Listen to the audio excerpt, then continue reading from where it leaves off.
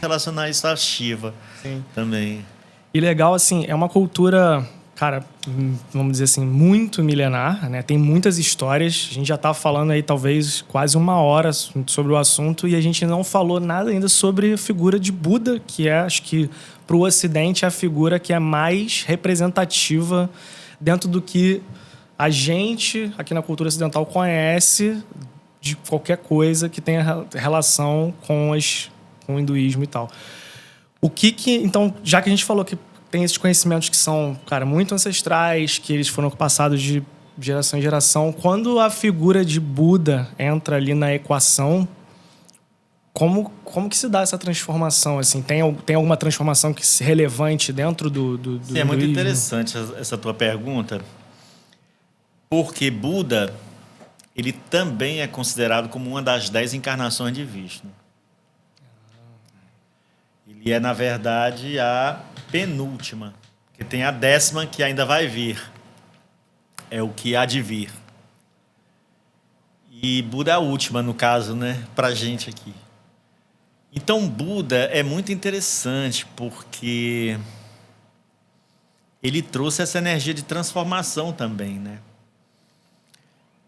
Eu acho que uma tendência natural do passar do tempo, as práticas espirituais, elas vão se contaminando, sabe? Elas vão se perdendo. Acho uma tendência do ser humano de colocar uma mão podre em cima das coisas e estragar, né?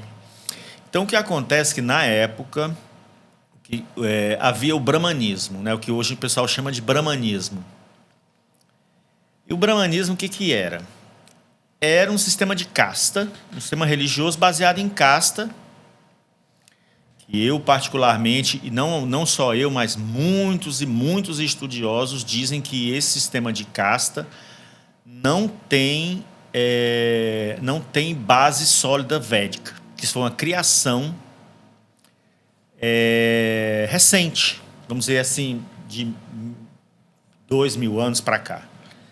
Isso não tem respaldo nos Vedas. Pelo menos no Bhagavad Gita, na Bhagavad Gita, Krishna diz que o Varna, que eles chamam Varna, essa divisão social, ela é baseada em karma e guna. Karma quer dizer atividade. E guna quer dizer qualidade. Não é por nascimento. Então, vai depender do que você faz, da tua ocupação e do teu humor, da tua forma de interagir com o mundo. Porque, tipo assim, para você ser comerciante, você tem que ter uma forma de agir. Você tem que ter uma forma. Você não pode ser um cara muito bonzinho, vamos dizer assim, né? Um cara com mentalidade monástica vai ser comerciante? Não vai. Todo mundo vai enrolar, ele não vai ganhar dinheiro. Né? Então, assim, a tua casta é o que tu fazes.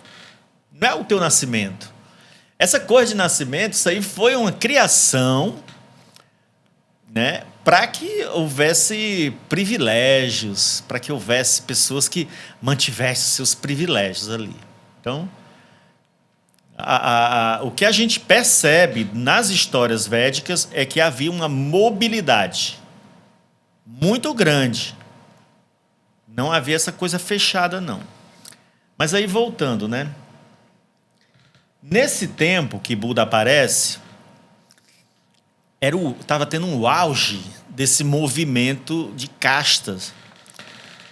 E além de estar no auge disso, havia um outro problema. A essência da religião, que é religare, não estava sendo cumprida. Nasceu no momento certo. Então. Não estava sendo cumprida. Né? Porque qual o objetivo das práticas religiosas? Todas as práticas religiosas. Qual o objetivo dela? É fazer com que a pessoa se lembre de Deus, se lembre que ela é uma parcela divina. Né? É para isso. Então, por que a pessoa canta no Japa Mala 108 vezes, não sei quantas voltas, um monge? para que ele possa lembrar-se disso. Até o momento em que ele não precisa de nada para poder lembrar. Por que ele faz um puja? Para que ele possa se conectar e, através disso, estar sempre lembrando. Para que 24 horas por dia, em algum momento, ele não precise mais de puja para estar lembrando disso. Ele vai estar ali como se fosse o respirar dele já fosse isso. Essa conexão ele possa fazer naturalmente. Mas enquanto ele não puder fazer naturalmente, existem as práticas, né? Então tem uma parte dos Vedas que eles chamam de Karma Kanda. Porque, lembra, no início da nossa conversa, eu te falei que a gente podia classificar o conhecimento védico em várias categorias, em várias tipificações. E uma delas, a gente classifica em 3. É o caminho do Karmi, que chama Karma Marga, vamos dizer assim. Caminho, vamos dizer assim, é o caminho da atividade, da caridade. É a prática da caridade. Acho que é a palavra do Ocidente que mais é confundida, o karma, né? Como se fosse alguma coisa ruim, né? A atividade. Aqui no Ocidente ele veio muito com essa coisa ruim. Uma né? carga negativa. Não é só ruim, ele também é bom. No sentido de ser, por exemplo, a pessoa que faz caridade, caritas, ela vai ter benefícios ali daquela atividade dela. O karma dela vai ser positivo. O karma dela vai ser positivo. O karma é o que seria o justo. É. É neutro nisso. Karma nem é bom nem é ruim, vai depender do que você faz. Karma, a palavra karma vem de um verbo kri, que quer dizer fazer, só isso. Karma quer dizer ação, nem de que é bom nem ruim. E então existe o caminho do karma, e existe o caminho do jnana, que é o caminho do conhecimento e da austeridade. Geralmente são aqueles faquirs, né, que fazem austeridade, jejuns. Na Índia tem muito isso. Pessoal que levanta a mão e fica com o braço fica levantado pro resto da vida. Só com uma perna. É. Ou então vai para debaixo d'água, fica vários minutos ali. Enfim, tem várias escolas, né, que são dessa linha do jnana, que é conhecimento. E tem o caminho de bhakti, quer dizer devoção, que é o caminho da devoção, que é o caminho do devoto. Então tem o caminho do devoto, tem o caminho do conhecedor e tem o caminho do, vamos dizer assim, do praticante da caridade, né? do filântropo.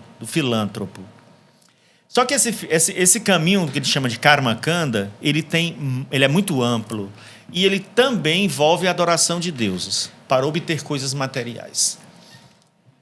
Então, essa prática de buscar a religião, hoje a gente vê muito aqui no Ocidente, né? Teologia da prosperidade. Como forma de recompensa imediata, né? Então, eu me lembrei de uma coisa que Prabhupada falava. Ele dizia assim, olha, não procure em Deus o que você encontra no mercado. Os falsos é bem fácil de encontrar, né? Pois é. Então, assim, hoje é muito comum as pessoas buscarem religiões para obter coisas materiais, né? Fazem votos, promessas, disso, daquilo. Isso sempre existiu. Até na ancestralidade também já teve isso, né? Então, nos Vedas, isso chama-se Karma Kanda. É a adoração dos deuses para obter benefícios materiais. Obter saúde, obter riqueza, obter parceiros, obter família, obter filhos. Né? Para tudo tem um Deus. Você quer riqueza, quer dinheiro. Muita gente que acha que para obter riqueza tem que adorar Lakshmi. Né? Ora, Lakshmi é a esposa de Vishnu. Você só consegue riqueza com Lakshmi se for para servir a Vishnu, senão ela não dá. Então não adianta nem buscar ela.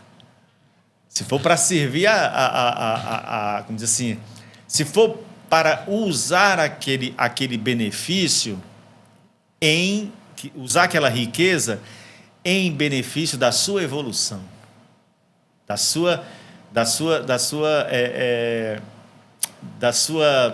de aprimorar cada vez mais a sua relação com Vishnu, que está no coração, né? Com Shiva, com Brahma, mas não de outra forma.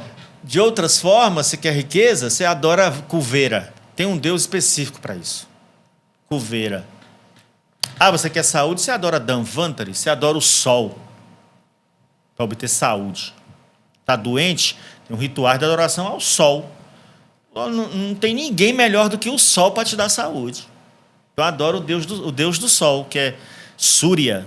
Né? Então, nos Vedas existem rituais para tudo. Inclusive alguns com matança de animais, com sacrifícios de animais. Como algumas outras religiões. Como algumas outras religiões também tem. Mundo, né? Como também tem. Só que nessa época que Buda apareceu, cara, isso estava demais. Demais. O objetivo da religião não estava sendo cumprido.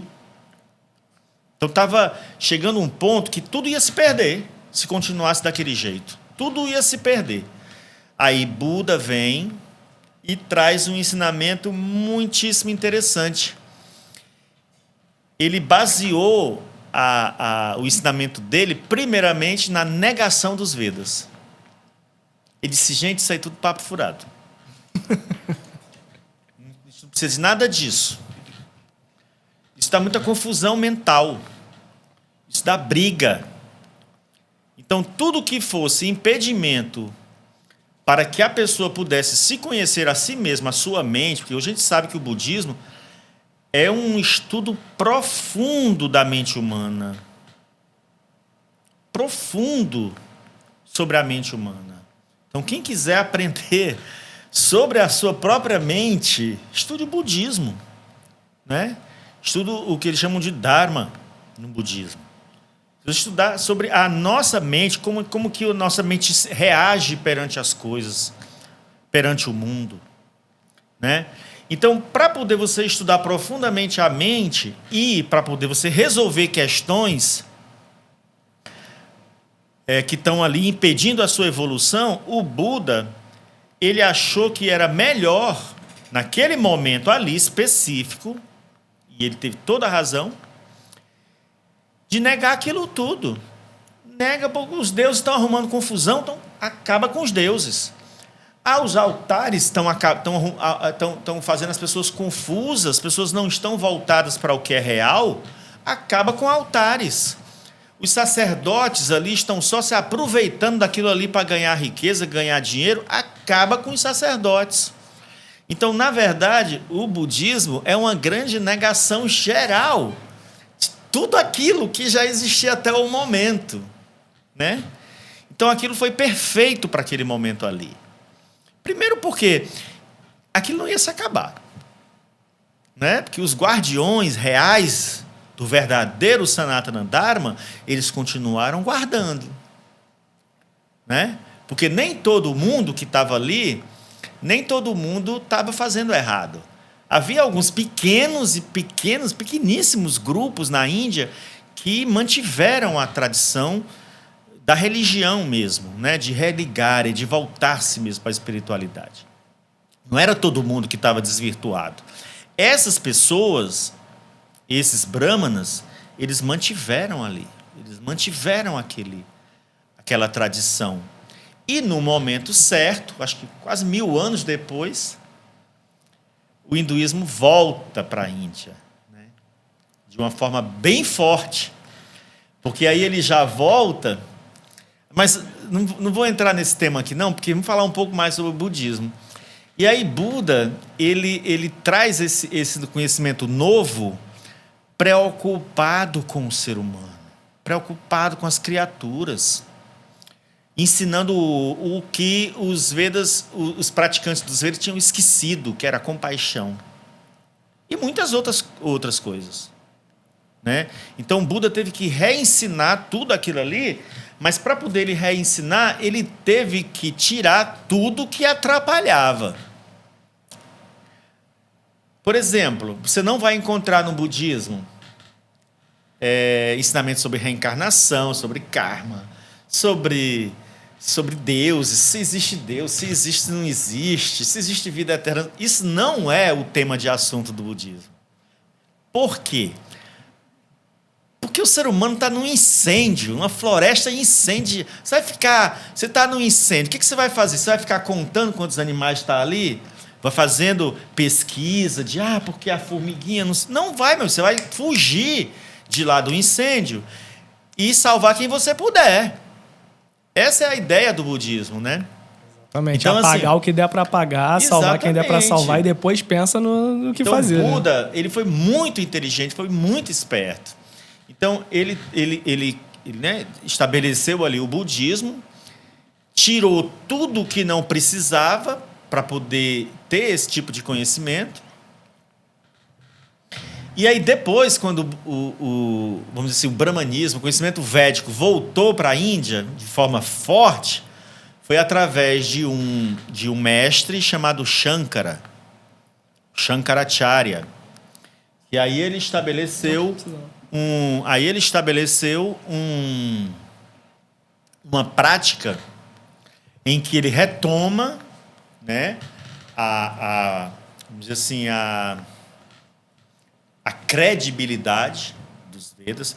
Tudo isso, Cris, a gente fala assim, como é que ele fez isso? Foi através de pregação, de ir lá numa praça pública? Não, meu amigo. Os reis é que mandavam na época. Então, quando você converte um rei, todo o povo é convertido. Então, Buda, ele conseguiu transformar a Índia em budista porque ele convenceu os reis. Entendeu?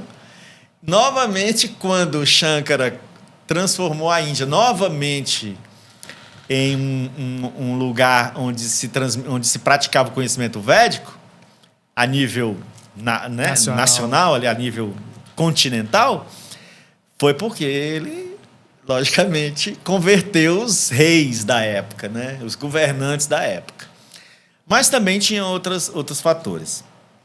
E aí, é muito interessante a prática do hinduísmo, como Shankara colocou, que ele fez assim, ele aproveitou todo o conhecimento do budismo, que já estava na Índia há mais de quase 1000 anos, já estava muito forte o budismo na Índia.